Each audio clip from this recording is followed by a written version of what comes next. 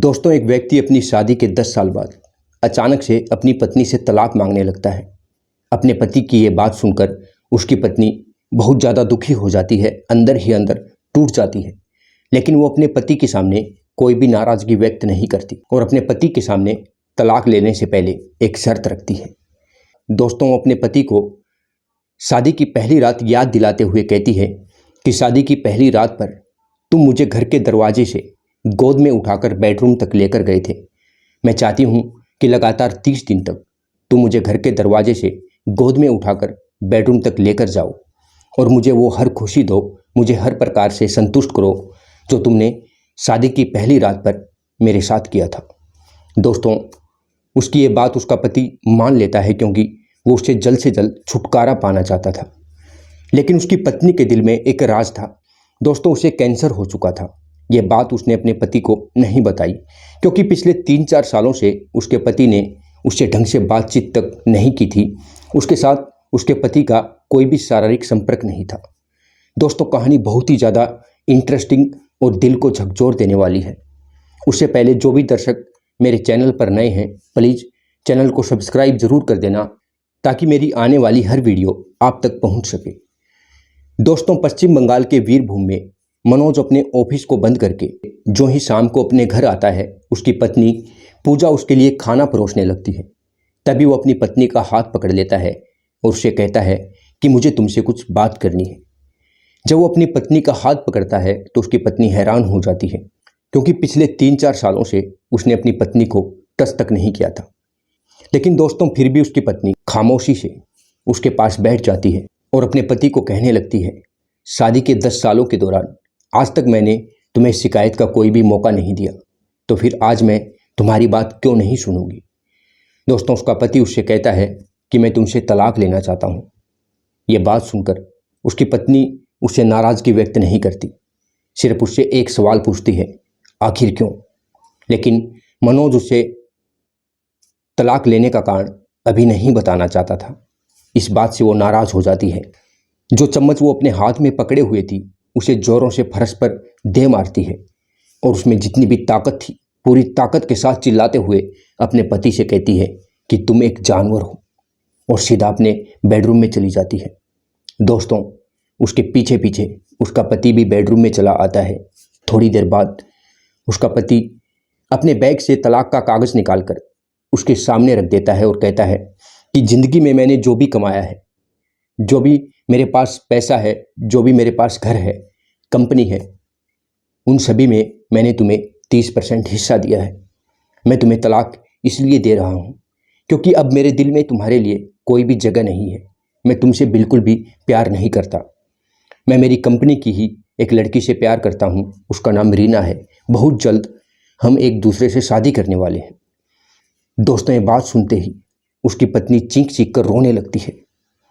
जब वो रोकर पूरी तरह शांत हो जाती है, उसके बाद वो अपने पति से कहती है, ठीक है, मैं तुम्हें तलाक देने के लिए तैयार हूँ, मगर उससे पहले मेरी एक शर्त है। वो अपनी शादी की पहली रात याद दिलाते हुए अपने पति को कहती है कि शादी की पहली रात पर किस तरह तुम घर के दरवाजे से मुझे गोद में उठाकर बेडरूम तक लेकर गए थे। मैं चाहती हूँ कि ठीक उसी तरह लगातार 1 महीने तक घर के दरवाजे से मुझे गोद में उठाकर तुम बेडरूम तक लेकर आओ और वो हर खुशी हर प्यार मुझे दो जो तुमने शादी की पहली रात मुझे दिया था।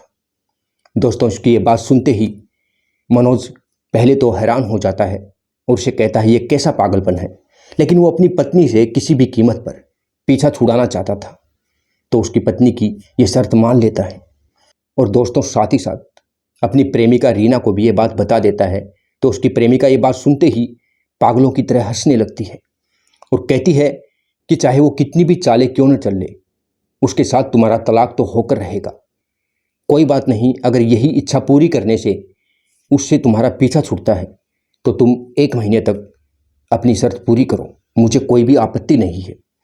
दोस्तों, अगले दिन से उसका 1 महीने का नोटिस पीरियड शुरू हो जाता है। दोस्तों, अगले दिन करीब रात के 9 बजे खाना खाने के बाद मनोज अपनी पत्नी को गोद में उठाता है तो उसका 5 वर्षीय बेटा पास खड़ा तालियां बजाते हुए हंसने लगता है कि पापा ने मम्मी को गोद में उठा लिया।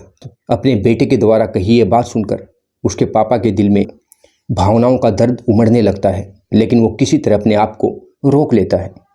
मुश्किल से 10 कदम ही वो आगे बढ़ता है, तभी उसकी पत्नी अपनी आंखें बंद करते हुए अपने पति से कहती है कि हमारे तलाक की बात हमारे बेटे को मत बताना, नहीं तो ये मेंटली डिस्टर्ब हो जाएगा, इसके एग्जाम पर बुरा प्रभाव पड़ेगा। दोस्तों, ये बात भी उसका पति मान लेता है। अपनी पत्नी को बेडरूम में ले जाकर बेड पर लिटा देता है, उसके साथ संबंध बनाने के लिए आगे बढ़ता है तो उसकी पत्नी उसे रोक देती है। कहती है, इतना ही काफ़ी है जो तुम मुझे अपनी गोद में उठाकर बेडरूम तक लाते हो, मैं इतने से ही खुश हूँ, सिर्फ अपनी ये ड्यूटी 1 महीने तक निभा देना। दोस्तों, ऐसे ही एक दिन गुजर जाता है। अगले दिन भी वो अपनी पत्नी को ऐसे ही शाम के करीब 9 बजे गोद में उठाता है तो उसकी पत्नी अपने पति के सीने की तरफ झुक जाती है। उसका पति ने इतने सालों के बाद पहली बार अपनी पत्नी के चेहरे को इतने गौर से देखा था। शादी के 10 सालों के दौरान उसके पत्नी के चेहरे पर हल्की हल्की झुर्रियाँ आ गई थी, बाल थोड़े थोड़े सफ़ेद होने लगे थे। उसमें वो जवानी नहीं रही थी जो पहले थी। अपनी इस पत्नी की हालत को देखकर उसे उस पर दया आने लगती है। दोस्तों, ऐसे ही 2 दिन गुजर जाते हैं। ऐसे ही धीरे धीरे समय गुजरता जाता है। जो जो वो अपनी पत्नी को हर रोज़ गोद में उठाकर बेडरूम तक लेकर जाता, उसकी भावनाएं अपनी पत्नी के साथ जुड़ने लगती हैं। वो अपनी पत्नी के साथ जुड़ाव महसूस करने लगता है। जो पिछले 10 साल उसने अपनी पत्नी के साथ गुजारे थे, वो 10 साल उसे याद आने लगते हैं। दोस्तों, ऐसे ही लास्ट दिन आ जाता है। उसके बाद उसके पति को जिंदगी भर के लिए अपनी पत्नी से दूर होना था। दोस्तों, बहुत ही भावुक दिन था वो। दोस्तों, लास्ट दिन पूजा अपने पति को अच्छी तरह खाना खिलाती है। खाना खिलाने के बाद वो अपने पति से कहती है कि मैं आज कौन से कपड़े पहनूं, मेरे पास कपड़े नहीं हैं, सभी कपड़े मेरे बड़े हो गए हैं। दोस्तों, तभी उसका पति एहसास करता है कि मेरी पत्नी बहुत ज़्यादा कमज़ोर हो गई है। एक विचार उसको अंदर तक झकझोर कर रख देता है कि इन 30 दिनों के दौरान इसने अपने सीने में कितने दर्द, कितने दुख तकलीफ झेले होंगे। इसी के कारण ये आज इतनी कमज़ोर हो गई है। शायद मैं इसी कारण इसे इतनी आसानी से उठाकर बेडरूम तक ले जाता था। दोस्तों, ये विचार उसके पति के मन पर बहुत गहरा प्रभाव छोड़ता है। तभी उसका बेटा बोल पड़ता है कि पापा, मम्मी को गोद में उठाने का समय हो गया, क्योंकि पिछले 29 दिनों से वो अपने पापा को अपनी मम्मी को गोद में उठाते हुए देखते आया था। तो ये बात भी उसके बेटे के लिए दैनिक दिनचर्या का हिस्सा बन गई थी। दोस्तों, इस बार जब उसका पति उसे अपनी गोद में उठाता है तो वो उसे अपने गले लगा लेता है, उसे कसकर पकड़ लेता है। वो भावुक हो जाता है, अपनी भावनाओं को रोकने की कोशिश करता है, पर उसे अपनी भावनाएं रुकती नहीं। उसकी पत्नी भी अपने दोनों हाथों को घेरा बनाकर उसके पति के गर्दन में डाल लेती है। पिछले दिनों में जब वो बड़ी ही आसानी से अपनी पत्नी को गोद में उठाकर बेडरूम तक ले जाता था, आज उसके लिए 10 कदम चलना भी मुश्किल हो जाता है। उसके सीने पर वो अपने दिल पर बहुत ज़्यादा भारीपन फील करता है, लेकिन फिर भी हिम्मत करके वो अपनी पत्नी को बेडरूम तक ले जाता है। उसके बाद वो अपनी पत्नी से कहता है, आज तुम्हारे पास मुझसे मिलने का लास्ट मौका है। जो भी तुम्हारी इच्छा है, जो भी तुम करना चाहती हो, वो तुम्हारी सभी ख्वाहिश मैं आज के दिन पूरी कर सकता हूँ, लेकिन आज के बाद तुम मुझे कभी भी नहीं देख पाओगी। मैं तुम्हारा पति नहीं रहूँगा। लेकिन दोस्तों, उसकी पत्नी पहले ही अंदर से टूट चुकी थी। वो कैंसर से ग्रसित थी। वो अंदर ही अंदर अपने आप से लड़ रही थी। वो सिर्फ आंसू बहाने लगती है, अपने पति से कुछ नहीं कहती। थोड़ी देर बाद वो अपने आंसू पोंछकर मुस्कुराते हुए कहती है, तुमने 30 दिनों के दौरान मेरा इतना साथ दिया, बस इतना ही काफ़ी है। इससे ज़्यादा मेरी कोई भी इच्छा नहीं, मैं कुछ भी नहीं चाहती। दोस्तों, अगले दिन उसका पति बगैर देरी किए, इस डर के कारण कहीं अपनी पत्नी के पास वो ज़्यादा समय तक रुका तो उसका विचार बदल न जाए, वो तुरंत वहाँ से निकल जाता है, अपनी प्रेमिका रीना के पास पहुँच जाता है। पूजा भी अपने 5 वर्षीय बेटे को स्कूल की छुट्टियां पड़ने के कारण अपने नाना नानी के पास भेज देती है। दोस्तों, मनोज 2 दिन तक अपनी प्रेमिका के पास रहता है, मगर उन 2 दिनों के दौरान उसके दिल में, उसकी आत्मा में, उसके दिमाग में एक तूफान था अपनी पत्नी के लिए, जो पिछले 10 सालों से उसने अपनी पत्नी के लिए नहीं सोचा था, वो सब कुछ वो पिछले 1 महीने में अपनी पत्नी के लिए सोचने लगा था। उसे अपनी पत्नी पर बहुत ज़्यादा दया आने लगी थी। उसके इमोशन वापस उसकी पत्नी के साथ जुड़ने लगे थे। अंदर ही अंदर बहुत ज़्यादा बेचैन था और एक दिन हिम्मत करके वो अपनी प्रेमिका को अपने से दूर कर देता है और कहता है कि मुझे माफ़ कर दो, मैं अपनी पत्नी को तलाक नहीं दे सकता, क्योंकि पिछले 10 सालों से मैं उसके साथ रहता आया हूँ। अपनी ज़िंदगी के छोटे छोटे पलों को इतना ज़्यादा महत्व न देने के कारण हम एक दूसरे से दूर हो गए थे। लेकिन शादी के वक्त मैंने अपनी पत्नी के साथ एक दूसरे के साथ तब तक साथ निभाने का वादा किया था जब तक मौत हमें अलग नहीं कर देती। वो अपनी प्रेमिका से कहता है मुझे माफ़ करना, मैं अपनी पत्नी के पास वापस जाना चाहता हूँ। यह बात सुनते ही उसकी प्रेमिका दोस्तों उसको चांटे लगा देती है और धक्के मारकर घर से बाहर निकाल देती है।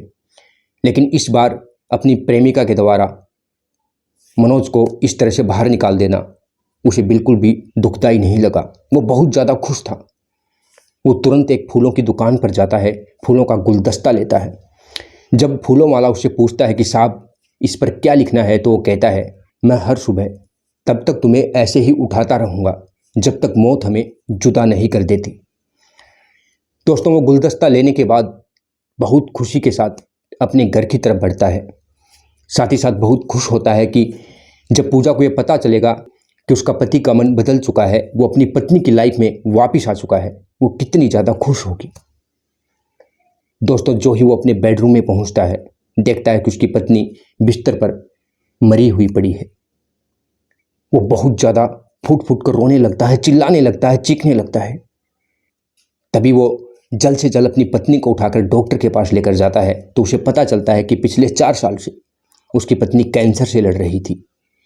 क्योंकि उसके पति ने उससे कभी पूछा ही नहीं तुम इतनी उदास क्यों रहती हो, तुम्हारा हालचाल क्या है, तो उसे कैसे बताती कि मैं कैंसर से ग्रसित हूँ। वो खुद ही अपना इलाज करवाती रही, लेकिन उसने अपने पति को ये नहीं बताया। दोस्तों लेकिन मरते मरते उसकी पत्नी एक काम बहुत अच्छा कर जाती है, अपने बेटे की नज़रों में अपने पिता को हीरो बना जाती है।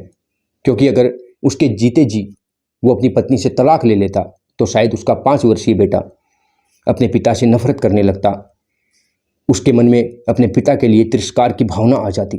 दोस्तों इस प्रकार से पूजा इस दुनिया से चली जाती है, अपने दुख को, अपने दर्द को अपने सीने में लिए हुए। जब उसके पति को अपनी पत्नी के भावनाओं का एहसास हुआ तब तक वो इस दुनिया से जा चुकी थी।